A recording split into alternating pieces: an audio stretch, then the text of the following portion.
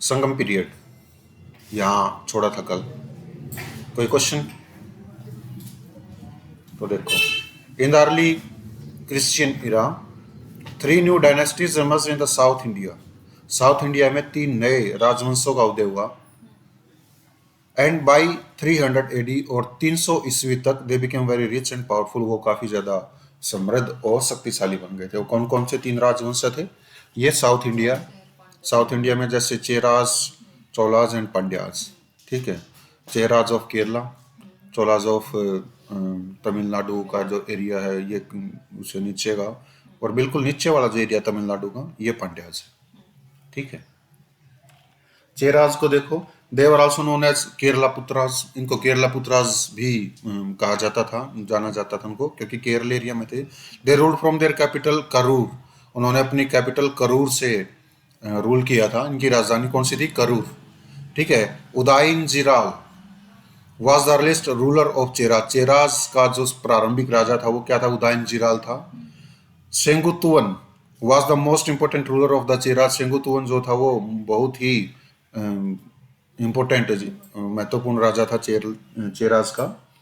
He was also known as good Chera और red चेरा। उसे good Chera और रेड चेरा के रूप में भी जाना जाता था। He built temple of Kannagi and also founded Pattini cult. उसने कन्नगी के मंदिर को बनवाया था और उसने पत्तिनी कल्ट की भी स्थापना की थी। There was a very good relation between the Cheras and Romans. चेरों में और जो रोमन्स हैं उनमें बहुत ही अच्छा संबंध था। It is believed that at the port Muziri, ऐसा माना जाता है कि मुजीरी के पोर्ट पर, मुजीरी के बंदरगाह पर Romans created the temple of Augustus. Romans ने अगस्टस के टेम्पल को क्रिएट किया था। अगस्टस उनका गॉड है रोमन्स का। ठीक है, और ये जो कैलेंडर के नाम दे रखे हैं ना, जनवरी, फरवरी, अगस्त, अक्टूबर, ऐसे ऐसे ये जो दे रखे हैं, ये उनके गॉड के नाम पर ही है, रोमन गॉड्स के नाम पर। ठीक है, समझ गए? कोई क्वेश्चन है? बताओ क्या क्या पढ़ा हमने इसमें।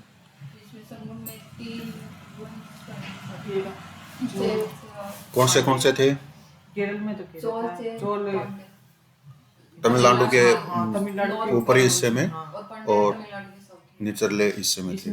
ठीक है, कितने साल तक वो पावरफुल और रिच बन गए थे? 300 एडी तक। ठीक है, 300 एडी तक वो पावरफुल और रिच बन गए थे। तो हमने फिर चेराज के शासन के बारे में पढ़ा। तो हमने पहले क्या पढ़ा?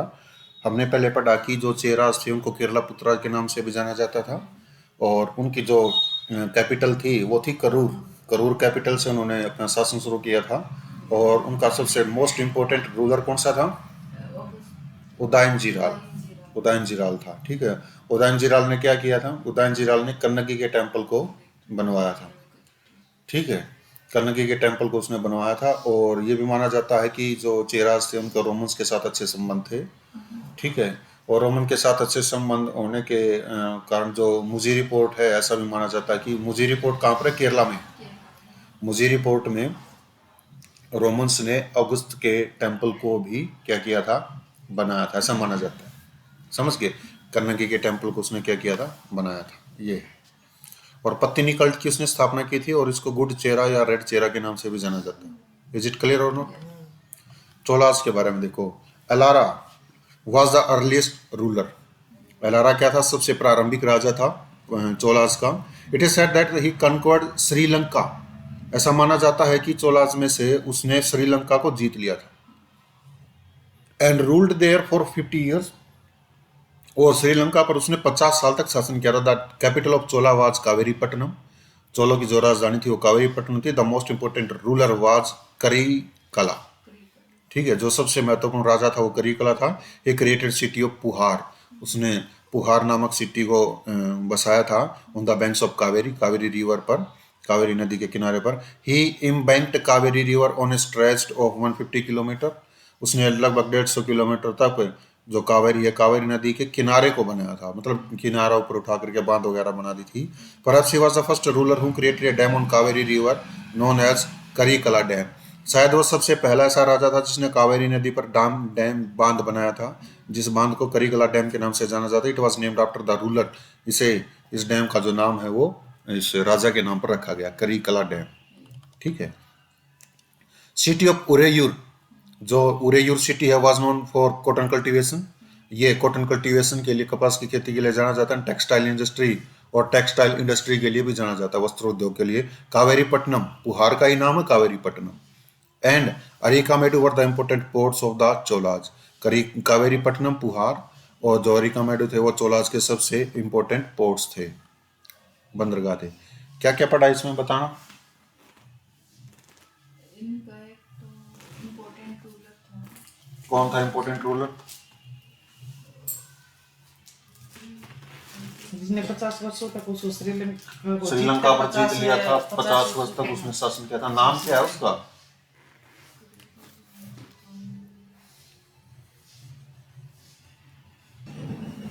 क्या नाम था उसका?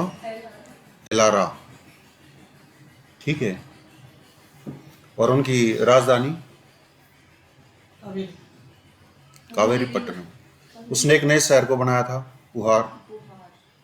ठीक है। और मोस्ट इंपोर्टेंट रूलर कौन सा था? करिकला। ठीक है। उसने कावेरी नदी के किनारे पर डैम बनाया था, सबसे पहला ऐसा राजा था जिसने कावेरी नदी के किनारे उसने डैम बनाया था। ठीक है। और इस डैम का नाम रखा गया था उस राजा के साथ, करिकला डैम। ठीक है। इसने, ऐसा माना जाता है कि इसने श्रीलंका को जीत लिया था और 50 साल तक वहां पर क्या किया था? शासन किया था। पांड्यास, ये देखो, कह रहे थे ना कि दिखा दो एक बार। ठीक है। कैपिटल क्या थी? कावेरीपट्टनम। और कावेरीपट्टनम, पुहार एक ही है। पांड्यास के बारे में, हार्दिक पांड्या नहीं, ओनली पांड्यास। मुदुकुमुदी, बोलियो एक बार इसको। मुदुकुमुदी मतलब ऐसे ऐसे करना पड़ेगा, थोड़ा सा वो पाउट बनाना पड़ेगा। मुदुकुमुदी बोलियो। मुदुकुमुदी। मुदुकुमुदी वाज द फर्स्ट रूलर, पहला शासक मुदुकुमुदी था। Pandyas ruled from Madurai, which was not only a cultural centre but also the centre of cotton textile industry. ठीक है। पांड्यास ने मदुरई से शासन किया था, जो मदुरई न केवल एक सांस्कृतिक केंद्र था बल्कि वो एक सूती वस्त्र उद्योग भी था। ठीक है। नेदुंजेलियन, बोलिए भाई, नेदुंजेलियन। वो जो पहले वो बोल दो नहीं, मुद्दू कुमुदी बोल दो नहीं, जो पाउट बनाया था, ये वो पाउट वितरान बनाना है। Nedunjeliyan was the most important ruler of the Pandyas. वो पांड्यास का सबसे इंपॉर्टेंट रूलर था, शासक था। He was known for the curse of Kannagi. वो कन्नगी के कर्स के लिए जाना जाता था। कन्नगी देवी थी उनकी। ठीक है। उसने श्राप दिया था, श्राप के लिए वो जाना जाता था। ठीक है। Under the Pandyas ruler 3 Sangam assemblies were held. Pandya शासकों के अंतर्गत 3 संगम सभाएं हुई थी। It is believed that first assembly was attended by gods and angels mythological. ऐसा माना जाता है कि जो पहली असेंबली थी वो मतलब भगवान के द्वारा, देवताओं के द्वारा और देवदूतों के द्वारा अटेंड की गई थी, मतलब उसमें शामिल हुए थे। लेकिन ये माइथोलॉजिकल है, विश्वास नहीं किया जाता, पौराणिक है ये। From the second Sangam assembly, one book was survived known as Tolkappiyam, Tamil grammar book है। जो दूसरी संगम असेंबली थी उससे एक बुक बची हुई है। ठीक है। और उस बुक का नाम है तोलकपियम। ये तमिल ग्रामर बुक है, सेकेंड असेंबली से उसमें लिखी गई थी, ये तब से बची हुई है। Third Sangam assembly was very successful. जो तीसरी संगम असेंबली थी वो बहुत ही सक्सेसफुल रही, सफल रही थी। 473 poets participated in this assembly. लगभग 473 कवियों ने इस असेंबली में, सभा में भाग लिया था। विच इंक्लूडेड 30 फीमेल पोइट्स, जिसमें 30 फीमेल पोइट्स भी इंक्लूड थी। 473 में 30 फीमेल पोइट्स भी थी, इसमें भाग लिया था। All the books of this assembly survived which can be classified into 2 categories. इस असेंबली में जो भी बुक्स लिखी गई थी वो सारी की सारी बची हुई हैं, जिनको 2 कैटेगरी में बांटा जा सकता है। दैट इज मल्लकन्नक्कू, 18 बुक्स है ये। 18 बुक्स का एक सेट है जिसको मल्लकन्नक्कू बोला जाता है। एंड कीलकन्नक्कू, 18 बुक्स का ये सेट है। ठीक है। 18 बुक्स के 2 सेट हैं, एक को मल्लकन्नक्कू और एक को दूसरे को कीलकन्नक्कू बोला जाता है। इनको 2 पार्ट में डिवाइड करके after the assembly was over many other important books were written which includes. Assembly के खत्म होने के बाद भी बहुत सी महत्वपूर्ण किताबें लिखी गई थी, जिनमें शामिल थी तिरुकुराल, रिटन बाय थिरुवल्लुवर। जो कुराल बुक है तिरुवल्लुवर के द्वारा लिखी गई। शिलापदिकरम बाय इलांगो आदिगल के द्वारा लिखी गई। और मणिमेकलई सत्तनार के द्वारा लिखी गई। ये चत्तनार नहीं है, सत्तनार है ये। ठीक है। इनके द्वारा लिखी थी। मणिमेकलई, सत्तनार, शिलापदिकम, इलांगो आदिगल और थिरुकुराल थिरुवल्लुवर, इनके द्वारा ये लिखी गई थी। क्या क्या पढ़ा हमने इसके बारे में बताओ एक बार, रिपीट करो। इसमें जो फर्स्ट रूलर था वो था मुदुकुमुदी। हाँ, मुद्दे मुद्दे क्या बोलिए, मुदु बोलिए कौन सा रूलर था पहला? मुदुकुमुदी। सेकंड इसमें कहाँ से शासन किया इन्होंने? मदुरई से मदुरई से किया था। मदुरई क्या था, किस किस चीज का केंद्र था? न केवल कल्चरल कल्चरल सेंटर था, बल्कि सूती वस्त्र उद्योग का भी वो केंद्र था। और मोस्ट इंपोर्टेंट रूलर कौन था? ने नेदुनजेलियन। नेदुनजेलियन इनका मोस्ट इंपोर्टेंट रूलर था। और नेदुनजेलियन किसके लिए जाना जाता था? संगम उसमें समय संगम समय कर्णगी के शराब से उसके लिए जाना जाता था वो। और पांड्याज के जो शासनकाल है, उस शासनकाल के दौरान 3 संगम असेंबलीज हुई थी। ठीक है, 3 संगम असेंबली हुई थी। तो जो पहली संगम असेंबली है उसमें माना जाता है कि गॉड्स और एंजल्स के द्वारा उसको अटेंड किया गया था, लेकिन ये माइथोलॉजिकल है, विश्वास नहीं किया जा सकता। ठीक है। और वो तीसरी असेंबली में थे। इसके बाद दूसरी असेंबली हुई थी। दूसरी असेंबली से केवल एक ही बुक बची हुई है, ठीक है, जिसका नाम है तोलकपियम। ये तमिल ग्रामर बुक है। ठीक है। और जो थर्ड असेंबली थी वो सबसे ज़्यादा सक्सेसफुल असेंबली थी। ठीक है, इसमें 473 पोइट्स ने पार्टिसिपेट किया था, जिसमें 30 फीमेल भी थी। ठीक है। और इस असेंबली के दौरान जो भी किताबें लिखी गई वो सारी की सारी सर्वाइव हैं। और 2 कैटेगरी में उनको बांटा जा सकता है। पहली है मल्लकनकु, 18 बुक्स का एक सेट है। और दूसरी जो बुक्स हैं वो कील कनकु, वो भी 18 बुक्स का सेट है।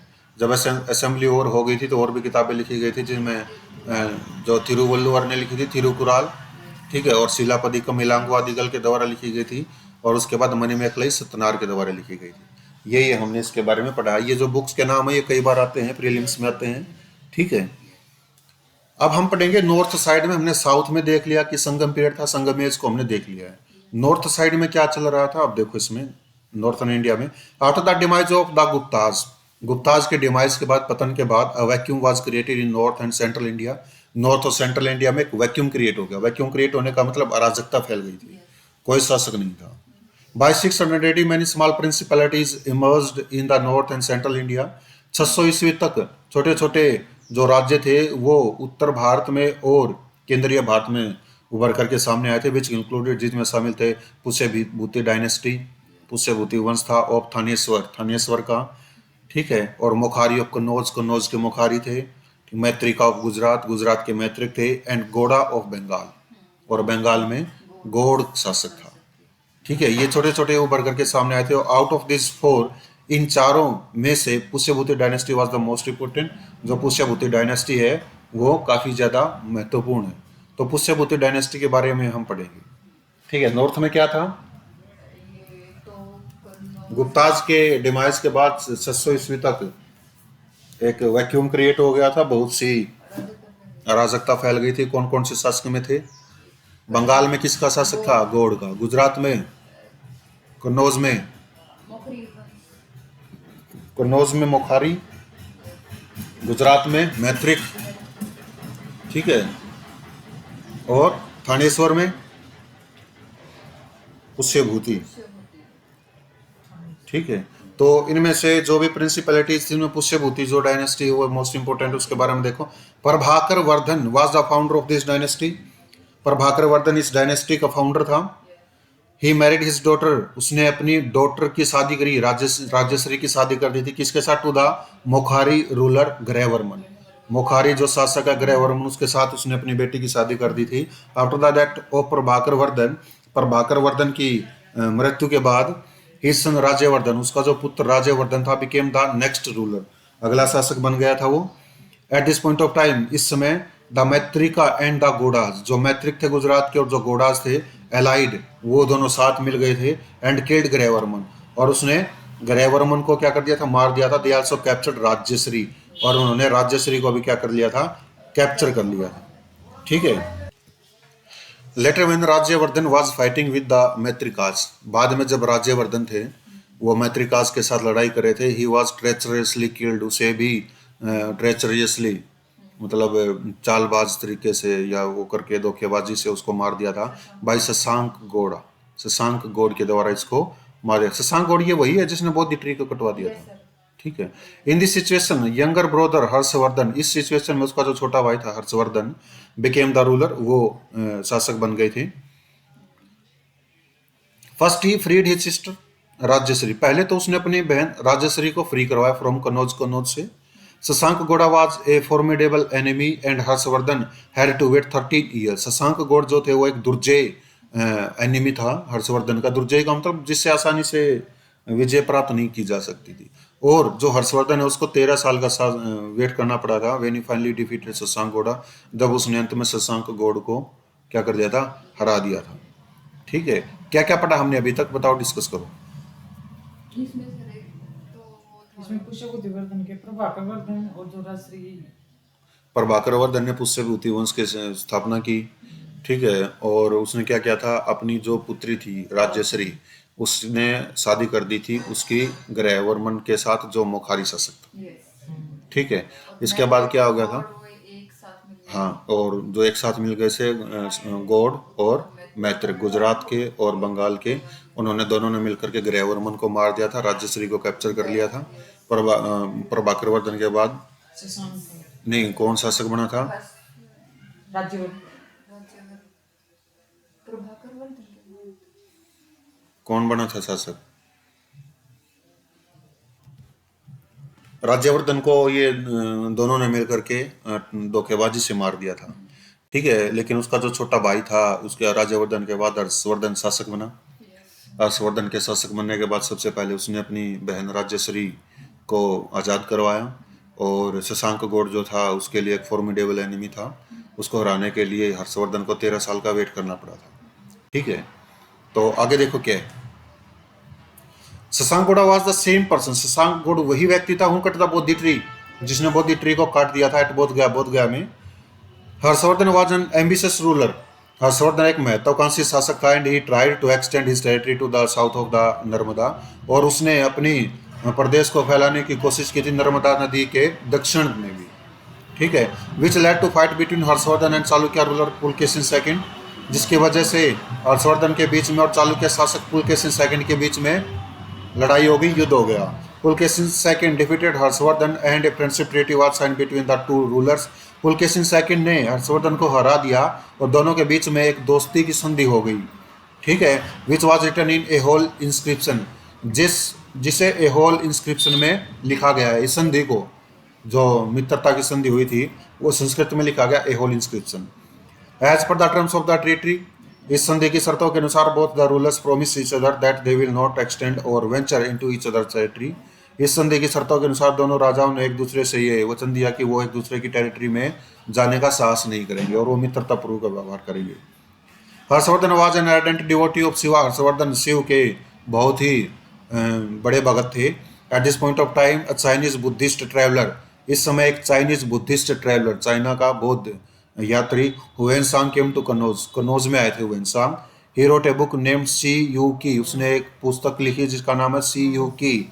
इन this book he mention that, इस बुक में उसने मेंशन किया कि there was very strict provision of punishment, कि बहुत ही सख्त सजा दी जाती थी, even for the pettiest of crime in Kannauj, Kannauj में छोटे से छोटे अपराध के लिए बहुत बड़ी सजा दी जाती थी। But at the same point of time he mention also, लेकिन इसी समय वो यह भी मेंशन करता है कि the streets of Kannauj were not free from robbers, कि जो कन्नौज की गलियां थी वो लुटेरे से फ्री नहीं थी, मतलब लुटेरे फिर भी उन गलियों में रहते थे।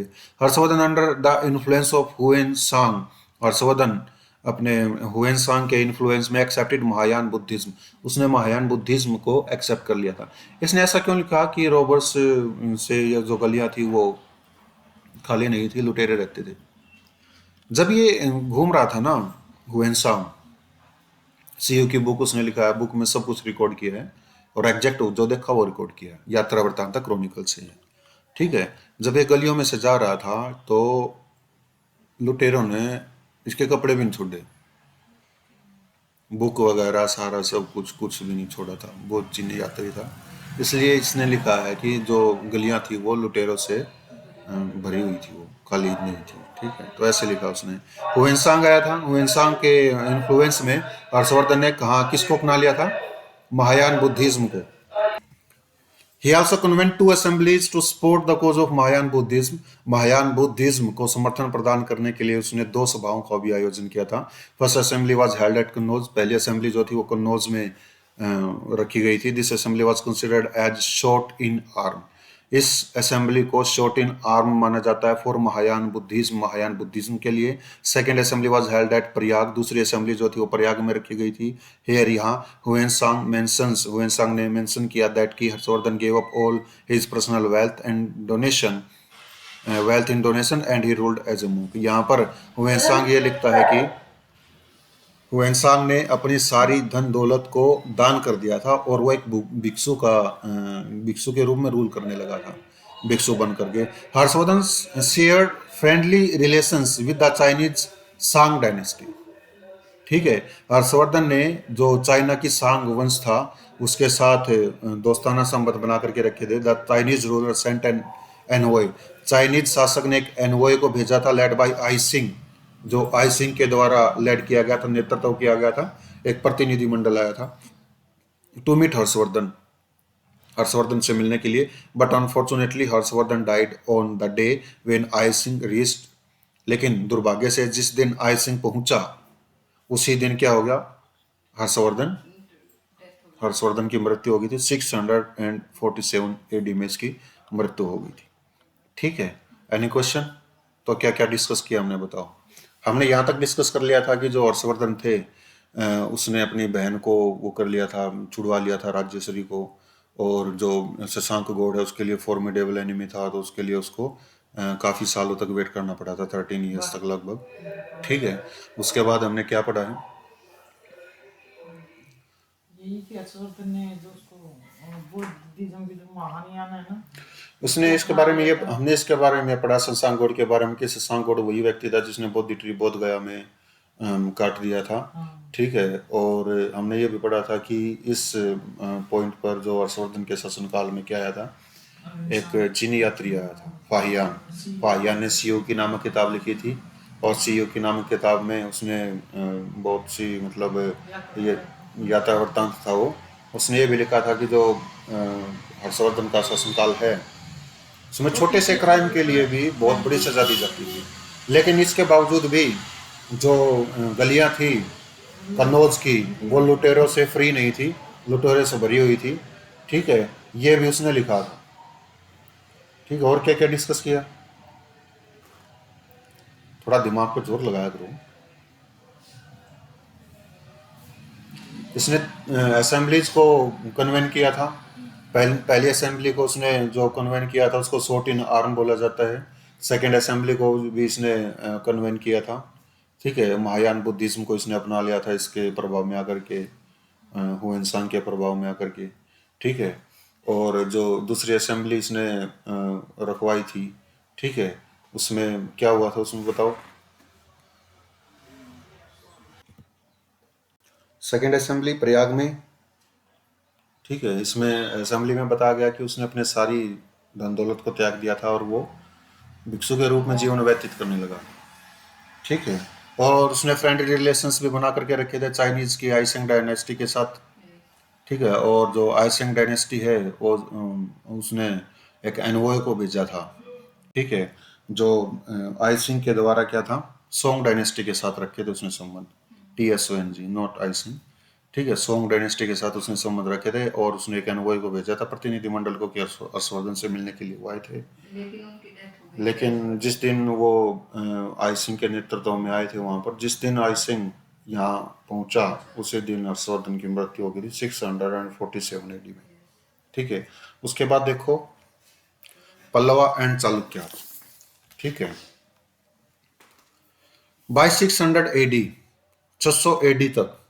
ठीक है, हर्षवर्धन की मृत्यु कब हुई? 647 AD 647 ईस्वी में, मतलब उसकी मृत्यु से लगभग 47 48 50 एक साल के आसपास न्यू स्ट्रॉन्ग दो नई शक्तिशाली डायनेस्टीज अमर्ज्ड इन साउथ इंडिया। दक्षिण भारत में दो शक्तिशाली नए राजवंशों का उदय हुआ। देवर चालुक्याज ऑफ वातापी या बादामी जिसको हम बोलते हैं, एंड पल्लवाज ऑफ कांची। ठीक है, वो बादामी के या वातापी के चालुक्याज थे और कांची के पल्लवाज थे। ठीक है, ये मैप बना करके मैंने दिखा रखा है, ये कृष्णा रिवर है, ये तुंगभद्रा दोआब है, कृष्णा तुंगभद्रा दोआब ये है। और इस एरिया को कवर करने के लिए काफी ज्यादा फर्टाइल एरिया था, एलुवियल एरिया था। इस एरिया को कवर करने के लिए इन दोनों के बीच में क्या होता था, झगड़ा होता रहता था। ठीक है, From the very beginning, these two dynasties fought with each other to control the fertile region between the Krishna and the Tungabhadra river. ठीक है, शुरू से ही इन दोनों राजवंशों के बीच में, कृष्ण और तुंगभद्रा रिवर के बीच में जो उपजाऊ क्षेत्र था उस पर नियंत्रित करने के लिए इनमें लड़ाइयाँ होती रही थी। इनिशियली, शुरू में, प्रारंभिक काल में, चालुक्य रूलर पुलकेशिन सेकंड, जो चालुक्य रूलर थे पुलकेशिन सेकंड, ठीक है, यह वही पुलकेशिन सेकंड है जिसका हर्षवर्धन के साथ युद्ध हुआ था और वो मित्रता की संधि कर ली थी। और मित्रता की संधि के अनुसार क्या हुआ था बताओ? ये तो बताया नहीं, मैं पूछा था कि क्या क्या डिस्कस हुआ। मित्रता की संधि के टर्म्स के अनुसार, शर्तों के अनुसार उन्होंने यह बताया था कि वो एक दूसरे की टेरिटरी में आएंगे नहीं, एक दूसरे के साथ मित्रतापूर्वक व्यवहार करेंगे और एक दूसरे की टेरिटरी में वो नहीं घुसेंगे, ये हुआ था। ठीक है, तो ये जो चालुक्य रूलर है Pulakeshin second defeated Pallava ruler Mahendra Varman. शुरू में तो चालुक्य डायनेस्टी के जो शासक थे पुलकेशिन सेकंड, उसने हरा दिया था पुलकेशिन सेकंड ने महेंद्र वर्मन को, ठीक है, and capture the area of Vengi Amravati, और उसने अमरावती के जो एरिया था, वेंगी का जो एरिया था, उसको कैप्चर कर लिया था, बंदी बना लिया था, अपने हिस्से में कंट्रोल कर लिया था। और इसको बैटल ऑफ पोविलूर बोला जाता है, इसको पोलिवूर ऐसा, ठीक है, 618-19 में हुआ था। इस युद्ध में उसको क्या कर लिया था, कब्जे में ले लिया। He gave this area of Vengi to his brother Vishnuvardhan. उसने, पुलकेशिन सेकंड ने इस क्षेत्र को, वेंगी के क्षेत्र को अपने भाई विष्णुवर्धन को दे दिया था। After the death of Mahendra Varman की डेथ के बाद, कि उसने कैप्चर कर लिया था इसको, हिज सन नरसिम्हा वर्मन, ठीक है, उसका जो पुत्र था Narasimha Varman, not only defeated Pulakeshin, न केवल उसने पुलकेशिन को हराया, but also captured his capital eight Vatapi, बल्कि पुलकेशिन की जो वो थी कैपिटल वातापी, उसको भी कैप्चर कर लिया था नरसिम्हा वर्मन ने। To celebrate this victory, Narasimha Varman took the title of Vatapi Kondi. इस विजय को सेलिब्रेट करने के लिए, उत्सव मनाने के लिए, नरसिम्हा वर्मन ने ये शीर्षक या उपाधि ले ली थी वातापी कोंडी की। क्वेश्चन आता है के बार की, who is known as Vatapi Kondi? Narasimha Varman और द कंकरर ऑफ वातापी। इसका अर्थ क्या होता है? वातापी का विजेता, ठीक है। एट दिस मोमेंट, इस मोमेंट पर, इस पल पर या इस समय, विष्णुवर्धन ऑफ अमरावती, अमरावती का जो विष्णुवर्धन था, declared the creation of eastern branch of Chalukya, उसने चालुक्यों की ईस्टर्न ब्रांच को डिक्लेयर कर दिया था। चालुक्याज की दो ब्रांच थी, वेस्टर्न एंड ईस्टर्न ब्रांच थी। वेस्टर्न पर नरसिम्हा वर्मन ने क्या कर लिया था, कब्जा कर लिया था। और जो विष्णुवर्धन था, पुलकेशिन का छोटा भाई, ठीक है, और जिसने वेंगी का क्षेत्र दे दिया था उसको, उसने क्या कर दिया, ईस्टर्न ब्रांच जो चालुक्य थी उसको डिक्लेयर कर दिया था, ठीक है, पूर्वी चालुक्य, ठीक है। It also led to creation of western branch, इससे वेस्टर्न ब्रांच भी बन गई थी with the capital at Kalyani, ठीक है। वेस्टर्न ब्रांच भी, मतलब ईस्टर्न ब्रांच को घोषित कर दिया तो कोई वेस्टर्न ब्रांच भी होगी। वेस्टर्न ब्रांच की जो कैपिटल थी वो कौन सी थी? कल्याणी थी। और ईस्टर्न ब्रांच की कैपिटल कौन सी थी? अमरावती थी, ठीक है, ये डिक्लेयर कर दिया था। Both Chalukyas and Pallavas were pioneer of temple architecture. Chalukyas और जो पल्लवाज थे, दोनों मंदिर वास्तुकला के अग्रणी थे इन साउथर्न इंडिया में। Chalukya created Vesara style of temple. Chalukyas ने वेसारा स्टाइल के टेम्पल को क्रिएट किया था, बनाया था इन कर्नाटका में। Pallava initiated rock cut architecture. Pallavas ने रॉक कट आर्किटेक्चर की शुरुआत की थी, मतलब पहाड़ी को काट करके आर्किटेक्चर किया था उन्होंने। Which later gave rise to Dravida style of temple, जिस वजह से द्राविड़ा स्टाइल ऑफ टेम्पल को, मतलब शैली विकसित हुई थी द्रविड़ स्टाइल की। फॉर एग्जाम्पल, उदाहरण के लिए, रथा टेम्पल एट महाबलीपुरम में रथ टेम्पल, ठीक है, इसकी शुरुआत कर दी थी उन्होंने, ठीक है। क्या क्या पढ़ा हमने इसके बारे में बताओ। इसमें पुलकेशिन द्वितीय ने पल्लव को हरा दिया था, जो चालुक्य का था। ये हमने जो पढ़ा था, ये पढ़ा था उत्तरी में। अब हम क्या आ गए थे, बाई 600 AD, 600 ईस्वी तक साउथ इंडिया में दो नए पावरफुल डायनेस्टीज उभर करके सामने आए थे। वो थे चालुक्याज और पल्लवाज थे। चालुक्याज ऑफ वातापी, जिसको बादामी भी बोला जाता है, पल्लवाज ऑफ कांची, ठीक है। तो इनिशियली क्या हुआ था, ये एक एरिया पर लड़ाई हुई थी इनकी, जो है कृष्णा और तुंगाभद्रा दोआब, जो है ये बहुत ही फर्टाइल एरिया होता था, ठीक है। शुरू में क्या किया था पुलकेशिन सेकंड ने, जो चालुक्य शासक है उसको हरा दिया था, क्या था? महेंद्र वर्मन। पुलकेशिन द्वितीय ने पल्लव को हराया। पल्लवों को हराया था। ठीक है, तो क्या नाम था उसका पल्लवों का?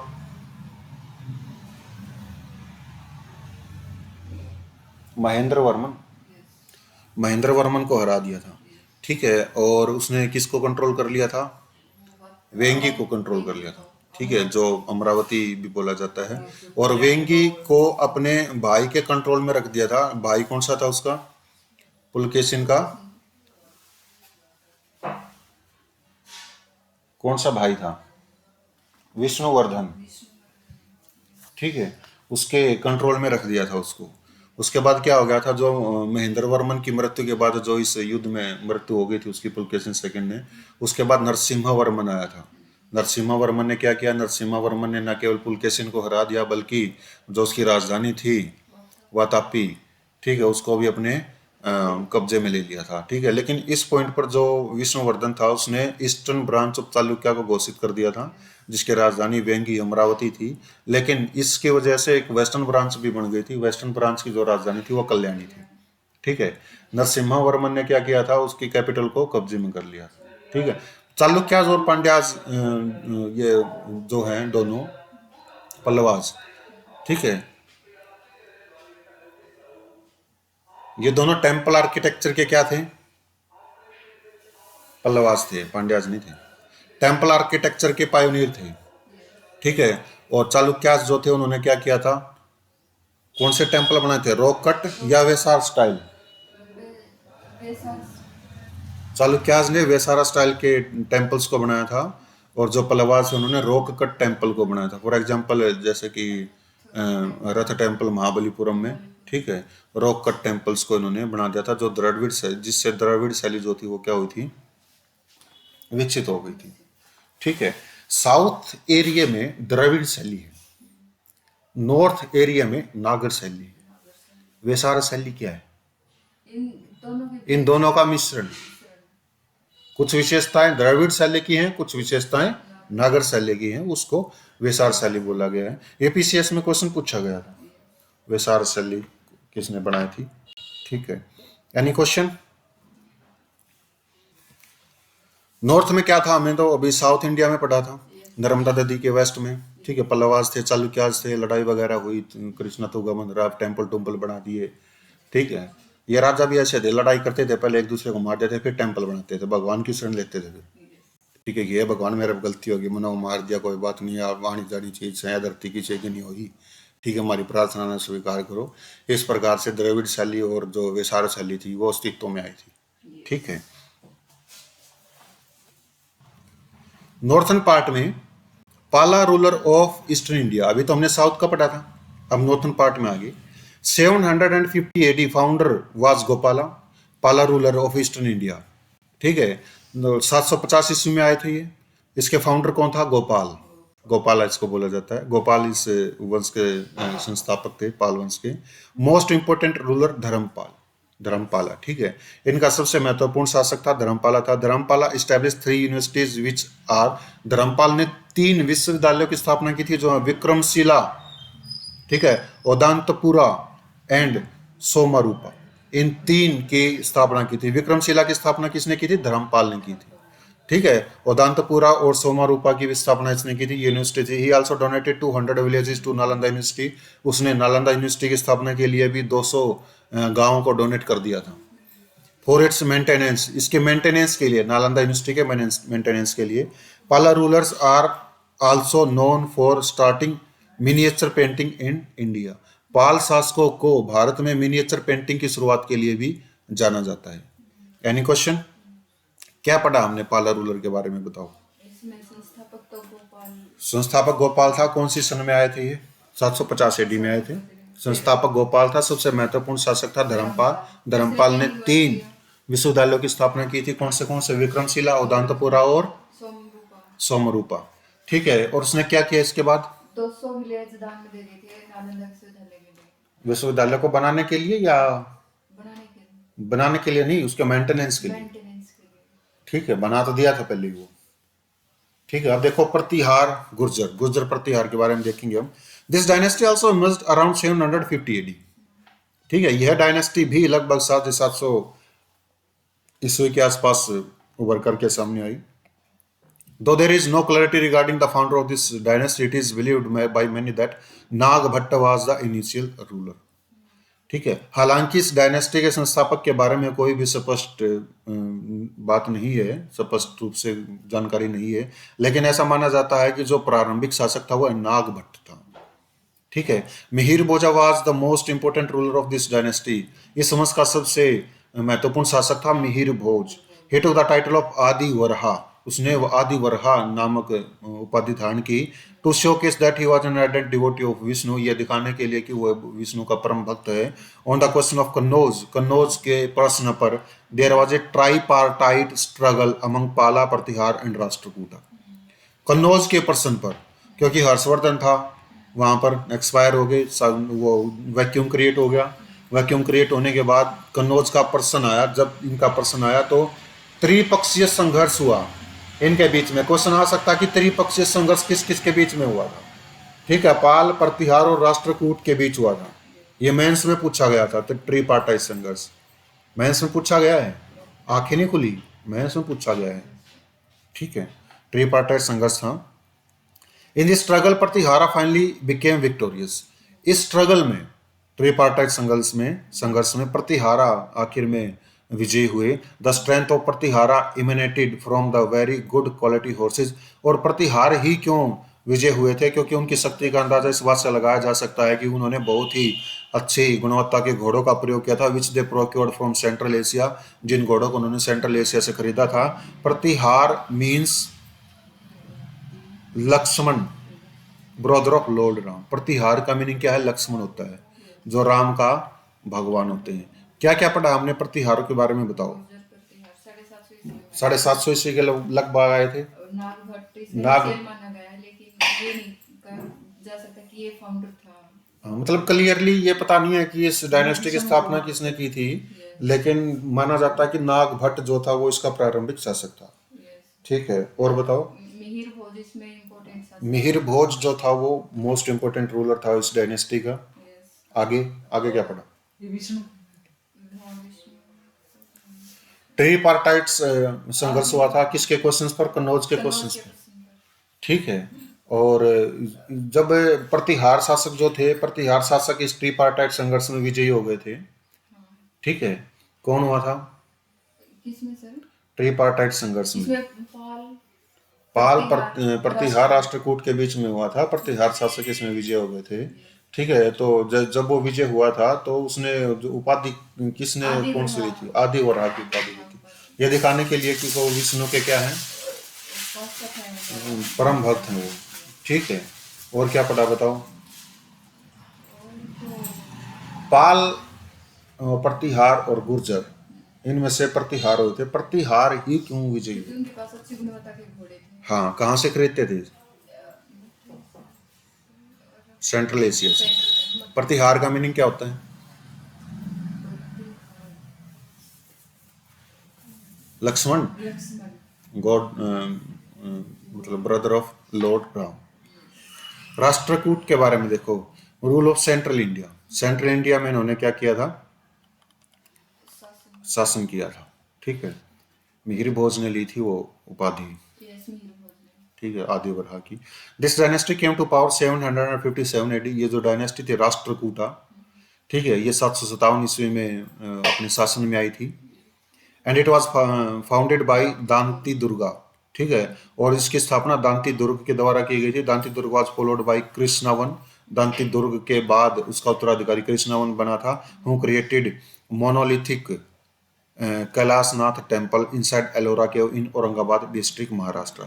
जिसने महाराष्ट्र के औरंगाबाद डिस्ट्रिक्ट में एलोरा केव में, एलोरा गुफाओं में कैलाशनाथ टेम्पल की क्या की थी?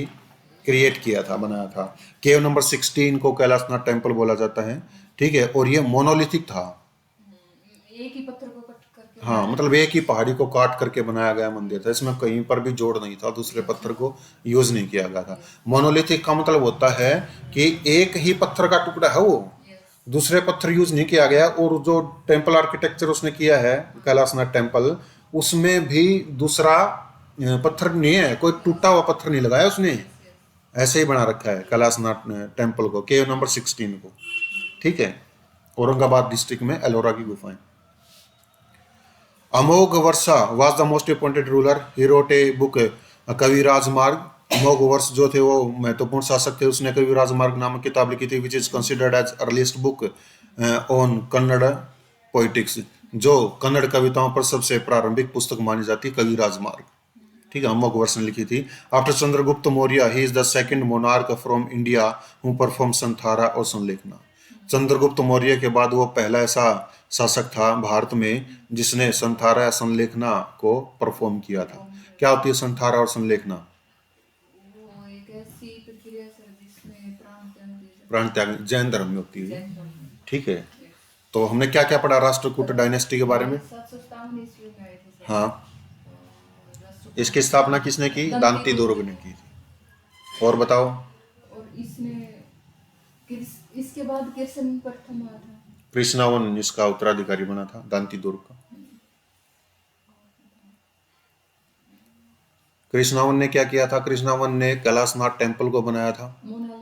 मोनोलिथिक था वो, औरंगाबाद डिस्ट्रिक्ट ऑफ महाराष्ट्र, महाराष्ट्र में बनी थी। ठीक है, केव नंबर 16 इसको बोला जाता है। और बताओ। इसने एक उपाधि दी। इसके बाद एक जो इम्पोर्टेंट रूलर आया था सर, उसका नाम था कौन सा? अमोघवर्ष। अमोघवर्ष। अमोघवर्ष ने एक बुक लिखी थी जिसका नाम है कविराज मार्ग। ठीक है, वो कन्नड़ पोइटिक्स पर प्रारंभिक पुस्तक मानी जाती है। ठीक है, और जो अमोघवर्ष था वो भारत में दूसरा ऐसा शासक था जिसने संथारा या संलेखना को परफॉर्म किया था। ये हमने इसके बारे में पढ़ा, राष्ट्रकूट डायनेस्टी के बारे में। ठीक है, किसने स्थापना की? दांती दुर्ग ने। और जो इससे पहले किसके बारे में पढ़ा था हमने? प्रतिहार की स्थापना किसने की? No clarity. लेकिन प्रथम शासक किसको माना जाता है? नागभट्ट को। ठीक है, नागदशक तो वो थे, भिक्षु थे। ठीक है, और इससे पहले हमने कौन सी पढ़ी थी? पाल। उसकी स्थापना किसने की? गोपाल ने। और प्रसिद्ध शासक कौन था? धर्मपाल। धर्मपाल ने 3 यूनिवर्सिटी स्थापना की थी, विक्रमशिला दूसरी, ओदांत दुर्ग और सोमपुरा।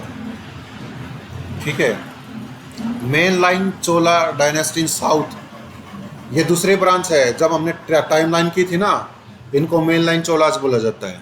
तो ये दूसरी ब्रांच आगे इनकी चोला की, इनको देखेंगे। Vijayalaya was the initial founder of this dynasty. इस डायनेस्टी का जो प्रारंभिक फाउंडर था वो विजयालय था। ये मैप भी बना रखा मैंने यहाँ पर, देखो चोला डायनेस्टी इतने इतने में आई थी। ठीक है, जो उनका शासक आ गया था। ठीक है, ये चेराज तो यहाँ थे, चोलाज यहाँ थे, पांड्याज यहाँ थे। पांड्याज का, चोलों का शासक इसमें आ गया था। लगभग चेरा का भी कुछ शासक इसमें शामिल था। ठीक है, विजयालय जो था इसका प्रारंभिक फाउंडर था, संस्थापक था इन 850 AD। ये 850 ईस्वी में आए थे। और राष्ट्रकूट कौन से शासक सन में आए थे? 750 में। ठीक है, और जो पाला डायनेस्टी वो भी 750 में। और प्रतिहार आए थे 750 में। राष्ट्रकूट तो 757 में। ठीक है, लेटर इन 890 AD, बाद में 890 ईस्वी में Adityavan use of the power from the Pallavas, उसने आदित्यवन ने पल्लवों से जो पावर थी वो अपने हाथ में ले ली थी, छीन ली थी। And laid the real foundation of main line Chola, और मेन लाइन चोला की वास्तविक नींव उसने रखी थी। ठीक है, किसने? आदित्यवन ने। पहले विजयालय आया, फिर आदित्यवन आया। प्रांतकावन was the first important ruler who enlarged the territory of mainland Chola by annexing some of the areas from Pandyas and Chalukyas. प्रांतकवन पहला ऐसा महत्वपूर्ण शासक था जिसने अपने राज्य की सीमाओं को बढ़ाया। पांड्याज से और चालुक्याज से कुछ एरियाज को अपनी सीमाओं में ऐड करके, अपने प्रदेश में मिला करके। The first most important ruler of this dynasty was Rajarajavan. इस डायनेस्टी का सबसे पहला महत्वपूर्ण शासक राजराजावन था। Who came to power in 985 AD, जो लगभग 985 ईस्वी में पावर में आया था। His period is known for cultural exchange between India and Malay peninsula, Shailendra ruler of Malay peninsula. इसके पीरियड को जाना जाता है कि भारत और जो मलेशिया है या मले पेनिनसुला है, उनके बीच में सांस्कृतिक विनिमय हुआ था, आदान प्रदान हुआ था संस्कृति का। उस समय मले पेनिनसुला में जो राजा थे उनका नाम था शैलेंद्र। ठीक है। He focused on increasing the strength of his navy. उसने, किसने, राजराजावन ने अपनी समुद्री सेना की ताकत को बढ़ाने के ऊपर ध्यान केंद्रित किया हुआ था। He annexed the north and eastern part of Sri Lanka. उसने उत्तरी और पूर्वी भाग श्रीलंका के जो थे, श्रीलंका के उत्तरी और पूर्वी भाग को अपने राज्य में मिला लिया था। And also acquired considerable territory from Pandyas and Cheras kingdom. और उसने पांड्या और चेरा की जो राजधानी थी उसमें से भी बहुत से पार्ट को अपनी राजधानी में मिला लिया था। इन 1011 एडी, 1011 ईस्वी में he laid the foundation of Brihadeshwara temple in Tanjore. Tanjore में उसने बृहदेश्वर टेम्पल की नींव रखी थी। समझ गए? यहां तक एक बार डिस्कस करो, हमने क्या क्या पढ़ा यहां तक। ये चोल वाले सर मैंने हाँ, मेन लाइन चोला 850 ईस्वी यस या 950 ईस्वी। 850 हाँ, आगे। विजय प्रारंभिक शासक था। हाँ, और 890 में फिर आदित्य वन आया था। आदित्यवन। इसने पल्लव को मिला दिया था अपने टेरिटरी। किसको मिला लिया था अपनी टेरिटरी में? मलय पेनिनसुला को, नहीं सिर्फ पल्लव को, पल्लवाज की टेरिटरी को। यस, और वास्तविक तो ये माना गया मेन लाइन चोला की फाउंडेशन इसने की थी। प्रांत का वन उसके बाद आया था। पांड्या और चालुक्य को मिला। ये पहला ऐसा शासक था जिसने अपनी टेरिटरी को बढ़ाया था। पांड्याज की और चालुक्याज की जो कुछ एरियाज थे अपनी टेरिटरी में मिला लिए थे। ठीक है। और राजा प्रथम फिर 1985 राजराजा प्रथम आए 985 में, 985 ईस्वी में। ठीक है। और ऐसा माना जाता है कि जो मलय पेनिनसुला है उसके बीच में कल्चरल एक्सचेंज हुआ था। उस समय जो मलय पेनिनसुला उसके जो शासक थे वो कौन थे? शैलेंद्र। ठीक है। और उसने अपनी जो समुद्री सेना उसको बढ़ाने पर, उसकी ताकत बढ़ाने पर फोकस किया हुआ था। और क्या है, उसने श्रीलंका के पूर्वी और उत्तरी भाग को अपने उसमें क्या कर लिया था? मिला लिया था। उसने पांड्याज की और चेराज की जो टेरिटरी थी अपने उसमें भाग में मिला ली थी। और 1011 ईस्वी में क्या किया था इसने? बृहदेश्वर टेम्पल की नींव रखी। ठीक है, ये पढ़ा था हमने अभी तक। देखो आगे क्या है। Rajaraja one was followed by Rajendra one.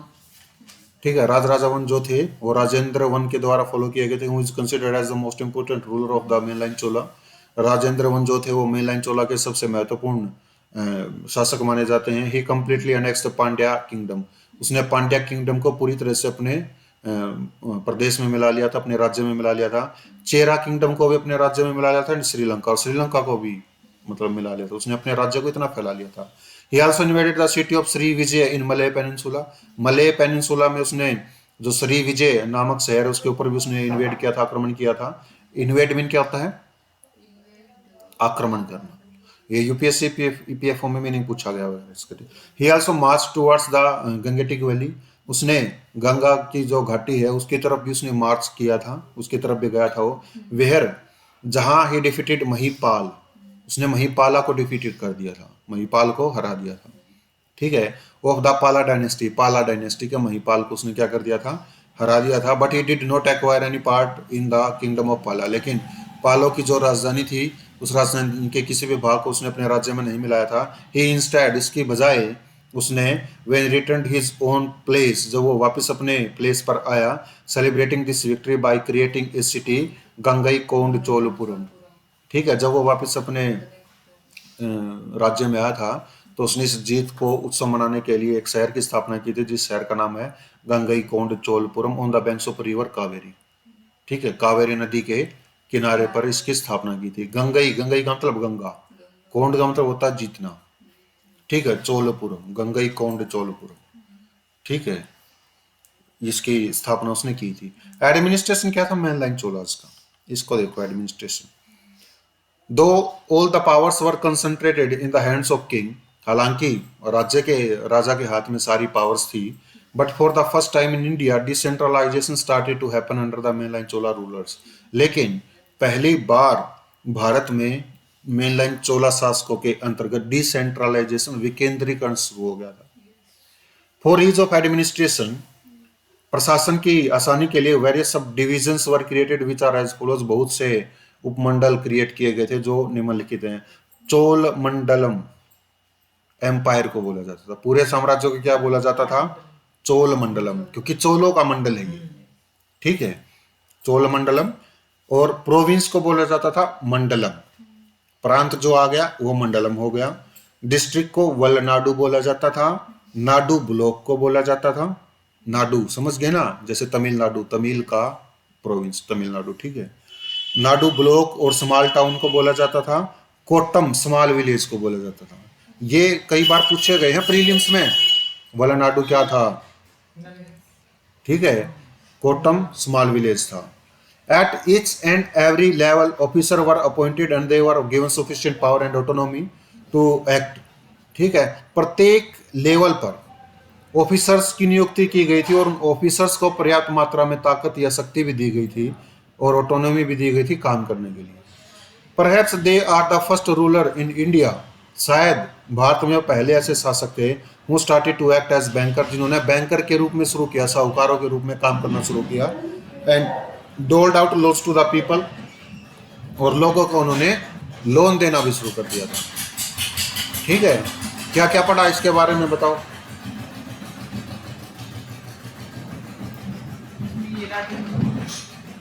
हमने यहाँ तक पढ़ लिया था कि 1011 ईस्वी में उसने बृहदेश्वर टेम्पल की नींव रखी थी। उसके बाद क्या पढ़ा था हमने? कहाँ था बृहदेश्वर टेम्पल? तंजौर में। बताओ क्या फिर? राजराजा वन के बाद कौन आया? राजेंद्र वन आया था। Rajendra one most important ruler माना जाता है क्योंकि उसने क्या कर लिया था? उसने श्रीलंका को, पांड्यास को, चोला, ये जो चालुक्याज हैं, क्या नहीं, पूर्वी उत्तरी भाग को नहीं, पूरी श्रीलंका को, पूरे भाग को उसने मिला लिया था। वो श्रीलंका के उत्तरी और पूर्वी भाग को तो राजराजा वन ने मिलाया था। राजेंद्र वन उसके बाद आया था। राजेंद्र वन ने तो सारा ही ले लिया। उन्होंने सोचा छोटा तो है, श्रीलंका छोटा तो है अंडा तो है, आधा तो उसने ले लिया, थोड़ा बच रहा है, क्यों नहीं इसने और ले लिया? उन्होंने सारा ही ले लिया, ठीक है। और क्या पढ़ा बताओ? मलय पेनिनसुला में एक जगह है जिसका नाम है श्री विजय। श्री विजय के ऊपर भी उसने क्या कर लिया था? आक्रमण कर लिया था। आक्रमण करने के बाद उसने क्या किया था? उसने गंगा वैली की तरफ भी प्रस्थान किया था। गंगा वैली में उसने महिपाल शासक को हरा दिया था और महिपाल शासक को हराने के बाद उसने पाल वंश की जो एरिया है उसको अपनी राजधानी में नहीं मिलाया था। इंस्टेड जब वो वापस अपने प्लेस पर आया तो उसने एक शहर की स्थापना करके इस विजय का वो उत्सव मनाया था जिसका नाम है गंगईकोंड चोलपुरम, कावेरी नदी के किनारे पर, ठीक है। और एडमिनिस्ट्रेशन में हमने क्या पढ़ा था? एडमिनिस्ट्रेशन में हमने ये पढ़ा था कि हालांकि मतलब ऐसा सारी पावर किंग के हाथ में थी, राजा के हाथ में थी, लेकिन फिर भी प्रशासन की सुविधा से जो पूरा का पूरा राज्य था उसको कई भागों में बांटा हुआ था। जो खोले थे सबसे पहले चोल मंडलम एम्पायर जिसको बोला जाता है, फिर आ गया मंडलम प्रोविंस हो गए, फिर आ गया वलनाडु डिस्ट्रिक्ट हो गया, फिर आ गया नाडु ब्लॉक और या स्मॉल टाउन हो गया, फिर आ गया कोट्टम, ठीक है। इसके बाद हमने ये पढ़ा था कि प्रत्येक लेवल पर ऑफिसर्स की नियुक्ति की गई थी और ऑफिसर की नियुक्ति करने के साथ साथ क्या हो गया था? उनको काफी ज्यादा पावर और ऑटोनॉमी भी दी गई थी। इसके बाद ये भी पढ़ा था कि हमने उन्हें बैंकर के रूप में काम करना शुरू कर दिया था, लोगों को उन्होंने लोन्स वगैरह दिए थे, ठीक है। मेडिवल इंडिया में अब आगे एंशिएंट कंप्लीट हो गया, इसको हम उसमें करेंगे, ठीक है। मेडिवल इंडिया में तो आगे, लेकिन इसमें शायद हो सकता है हमारा एक विजयनगर एम्पायर भी बचा हुआ हो, 1336 में आता। हाँ, वो मेडिवल में ही पढ़ लेंगे हम उसको, ठीक है। इसको कल डिस्कस करते हैं।